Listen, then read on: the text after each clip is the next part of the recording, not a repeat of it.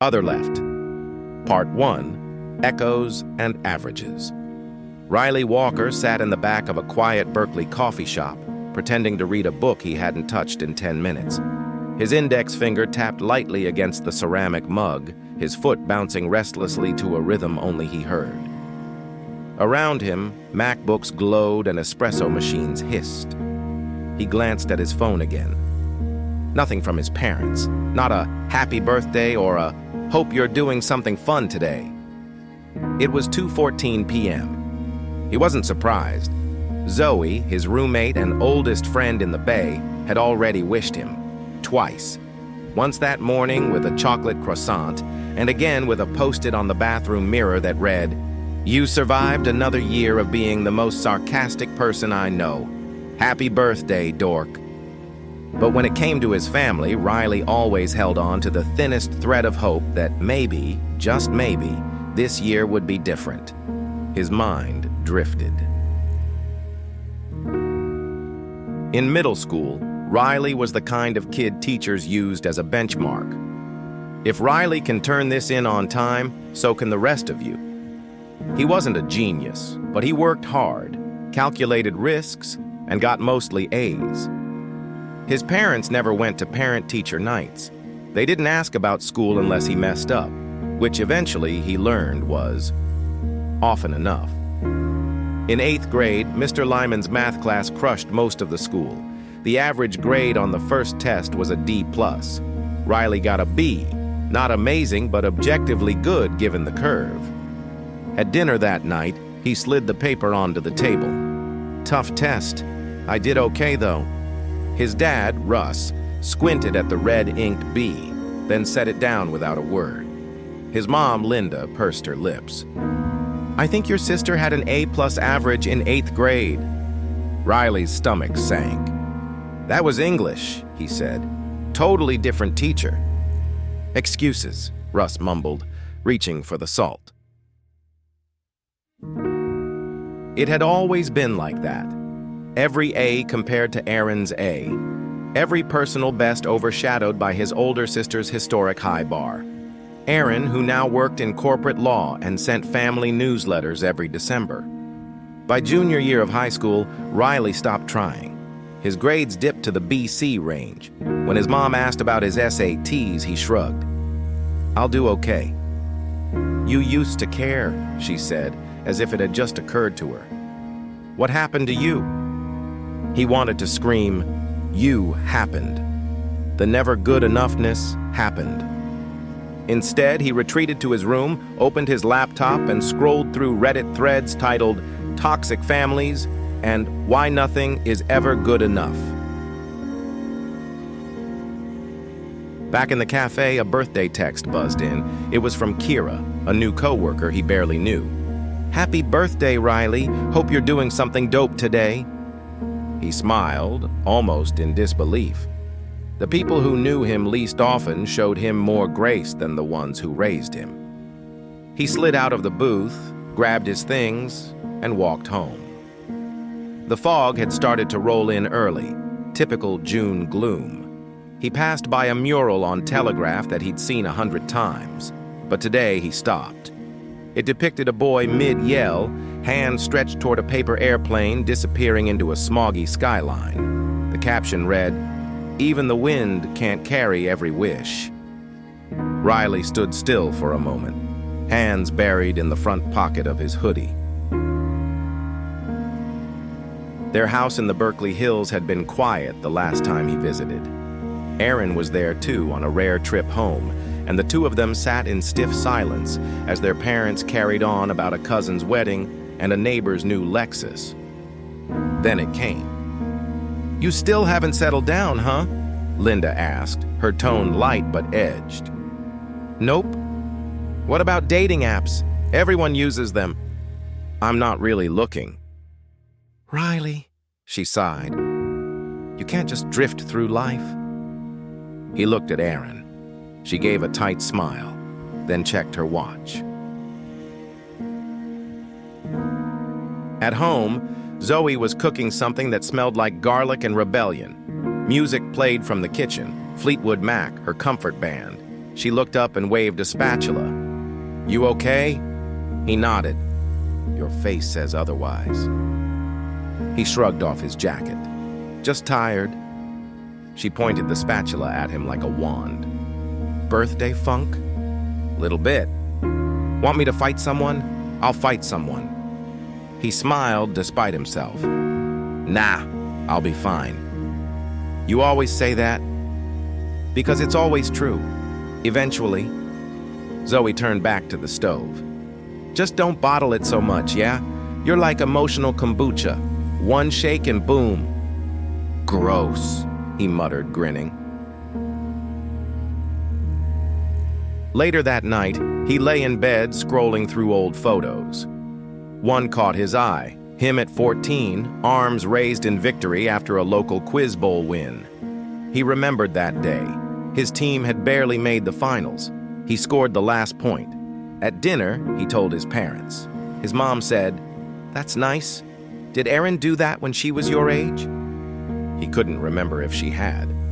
He only remembered that it didn't matter. He closed his phone and stared at the ceiling.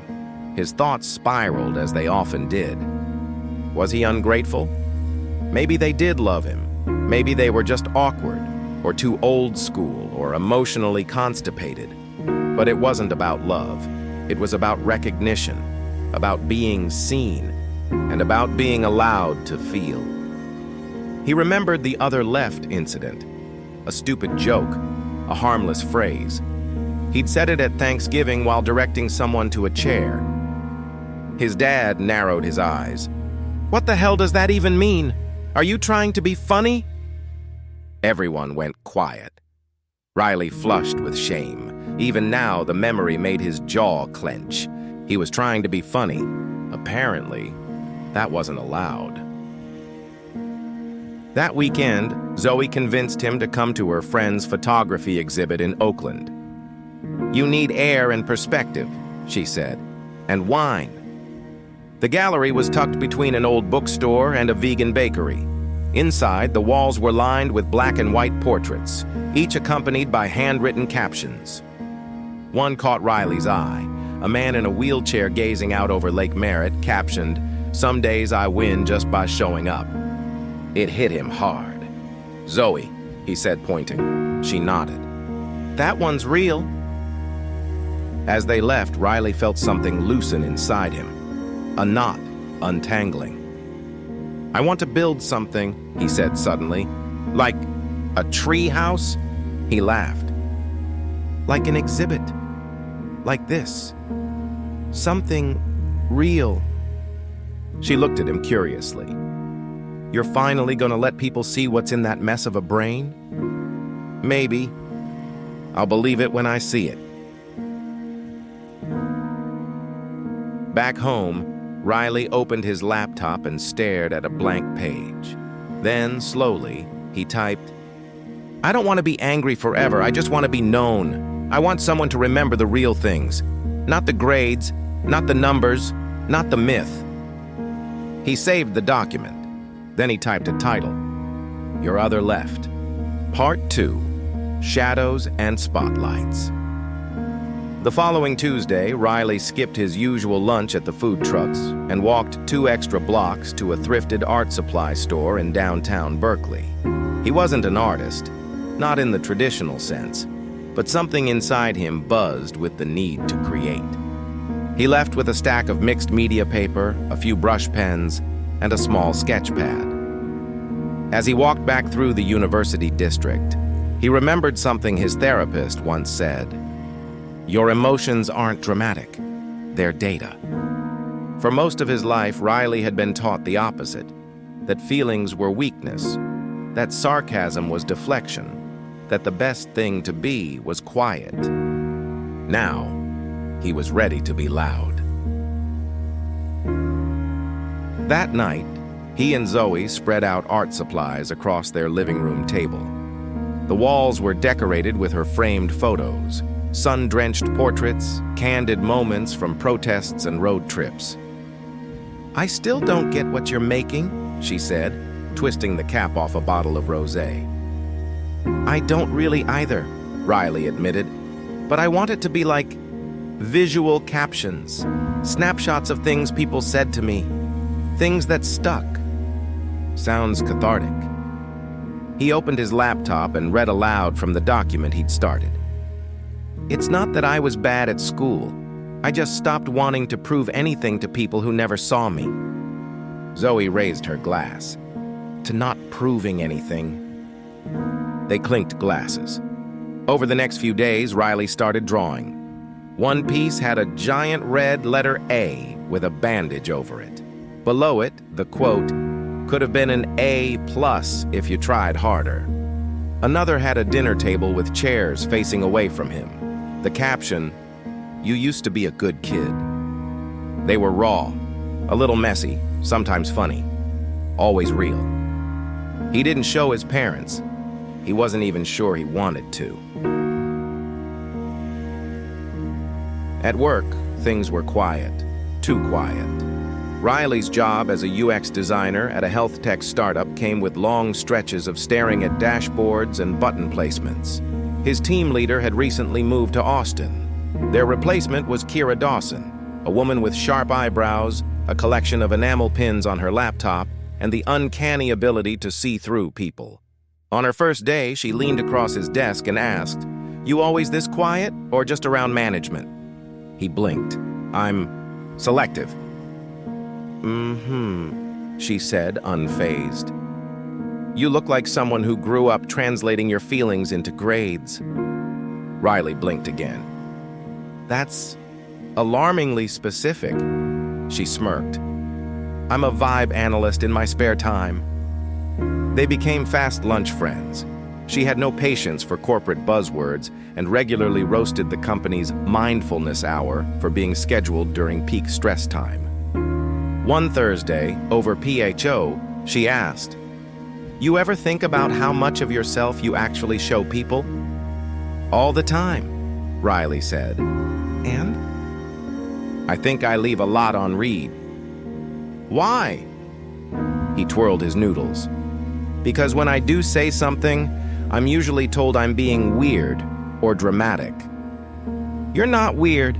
You're just emotionally honest in a world that's allergic to feelings." He smiled at her choice of words. "Thanks, Doctor." "Kira." She raised an eyebrow. "You ever tell your family any of this?" He laughed, short and humorless. "Are you kidding? They still think I like tuna salad." "What if you wrote them a letter?" "I did. I never sent it. Maybe that's not the point." That weekend, Riley took the BART across the bay to visit his high school art teacher, Mrs. Sato, who had recently retired but still mentored former students. Her studio in Alameda was a kaleidoscope of color, canvases leaning against every wall. She hugged him at the door.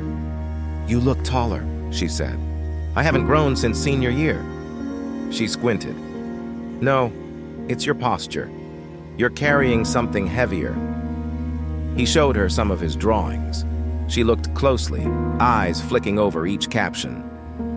"Painfully familiar," she said finally. "Have you shown these to your parents?" Number they'd think I'm being dramatic. Maybe. Or maybe they'll see parts of you they forgot were there. Riley looked at the page with the quote, "You always take things so personally." "I didn't forget," he said. "They just never asked." She patted his arm. "That's why artists exist, to say the things no one else will." The idea to turn his work into a public exhibit came from Zoe. "You know how you said you wanted people to see you?" she said one night, sifting through his growing stack of caption art. "Well, here's your shot." She knew a guy who curated a small gallery in the Mission District. After one email and a short coffee meeting, Riley had his first show booked for the end of summer. "Title?" the curator asked. Without hesitation, Riley replied, "Other Left." As the weeks passed, he added more to his collection. One piece showed a boy shouting into a bullhorn, with the sound waves bouncing back at him. Caption, "Lower your voice. No one wants to hear that." Another was a split screen of a smiling face and a shadow behind it. Caption: "Cheer up, you're making it awkward." Each one hurt to make, and each one healed something small. The night before the show, he sat alone in the living room, framing the final piece, a sketch of a child holding a sign that read, "I'm still here." He thought about his dad's voice years ago saying, "Don't be so sensitive." He thought about his mom's emails, always addressed, "Dear Riley and Aaron," even when it had nothing to do with Aaron. And he thought about all the times he felt like a ghost in a house full of people. Opening night arrived. The gallery buzzed with low conversation and soft music. Zoe was there, flitting between guests like a hype fairy. Kira showed up in a blazer over jeans, arms crossed as she studied each piece with an intense squint. "You weren't kidding," she said. "This is like watching someone emotionally strip." "I was going for tasteful nudity," she smirked. "It's raw, but it's you. I dig it." As more people filtered in, Riley noticed something strange. They weren't just glancing. They were pausing, reading, nodding. One woman wiped a tear from her eye and took a picture of the other left piece. Zoe sidled up. "You seeing this?" "Yeah, they're hearing you." For the first time in years, Riley felt visible. Not in the performative birthday Facebook post kind of way, but seen. Really seen. At 8:03 p.m., his phone buzzed. A message from his mom. Saw Aaron's post. "Didn't know you were doing art now. Looks very personal. You okay?" Riley stared at the screen. He could already hear her tone in his head. That careful, detached concern. That performative curiosity. He didn't reply right away. Instead, he opened the drafts folder and found the unsent letter he'd written months ago. "Hi, Mom and Dad. I'm not writing this to blame you, but I need you to know what it felt like to grow up in a house where I wasn't allowed to feel, where jokes became signs of stupidity, where sadness was weakness, where I had to earn being liked, even by you. I don't want apologies. I want to be heard. I want to be known, for real this time. Not as Aaron's brother, not as a disappointment, just as me." He hit send. Then he turned off his phone. Part 3, the real grade. Riley didn't sleep much that night. After the gallery show, he and Zoe stopped at a late-night diner on Valencia Street. They split pancakes and talked about how surreal everything felt. At one point, she looked at him and said, "I don't think I've ever seen you this calm. I don't think I've ever been this me," he replied. Back home, he lay in bed staring at the ceiling. His phone, still on silent, sat face down on the nightstand. The letter to his parents was out there now. No more drafts, no more revisions. Just raw truth, finally uncaged. He didn't know what kind of response, if any, to expect. By morning, there were 2 messages.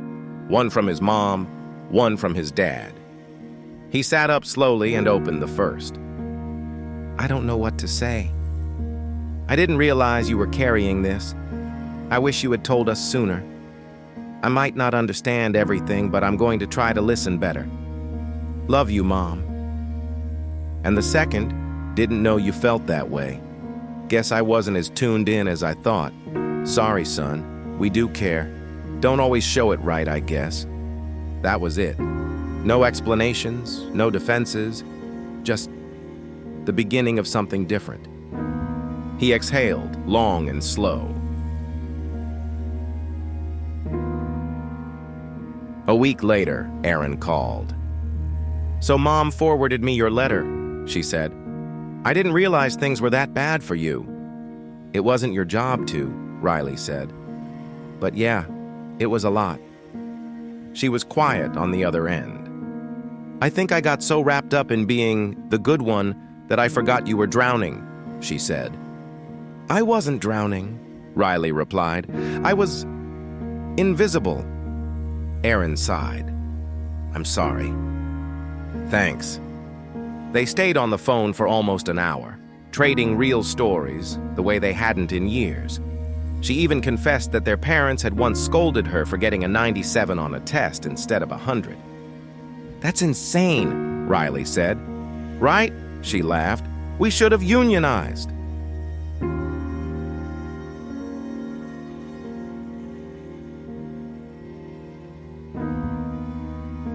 In September, Riley's gallery show was extended for another month due to public interest. He was invited to speak on a panel about emotional expression through art. When he told his parents, he expected the usual mild confusion or deflection. Instead, his mom said, "I'd like to come." And his dad added, "If we're invited?" Riley blinked. Of course. They flew in from Portland and stayed at a modest hotel near the Mission. Zoe offered to host them, but Riley wisely declined. He needed boundaries, not bonding exercises. The day of the panel, Riley stood on stage beside two poets and a painter. The moderator asked each of them to explain their most personal piece. He chose "The Other Left." "It started as a joke," he told the audience, "a joke that got me scolded at a family dinner. But that moment stuck with me because it said everything about how I was treated. Like my jokes weren't smart, my feelings weren't valid, and my voice was just noise.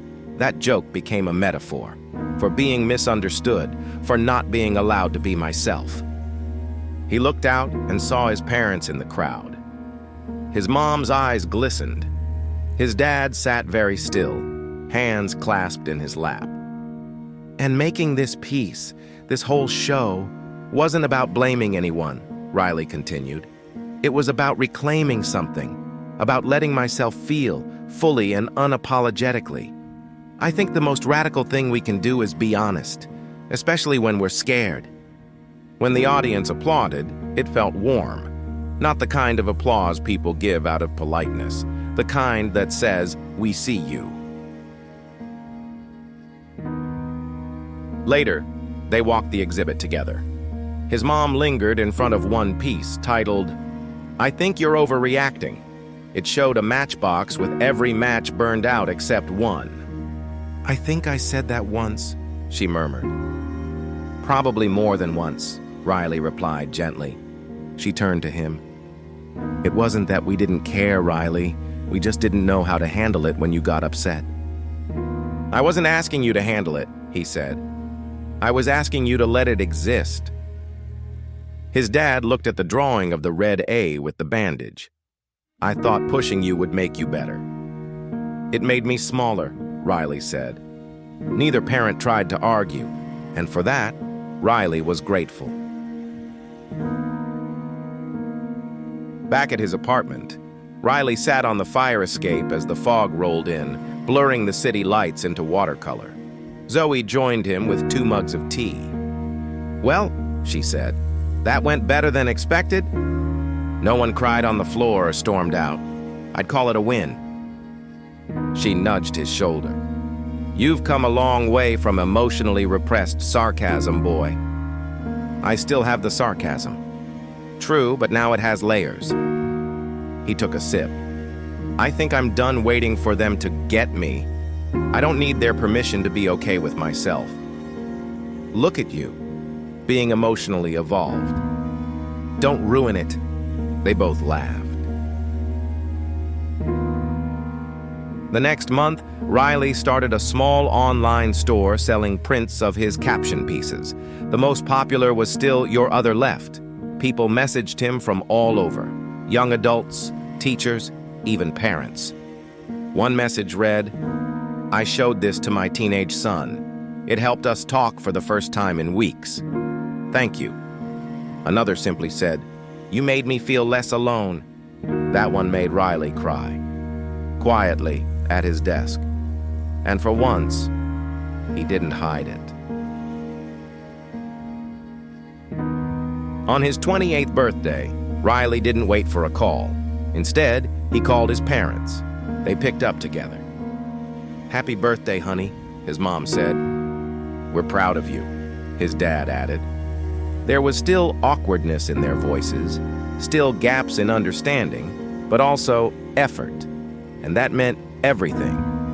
He thanked them and told them about a new project, a collaboration with Kira, combining caption art and interactive design. They listened. They asked questions.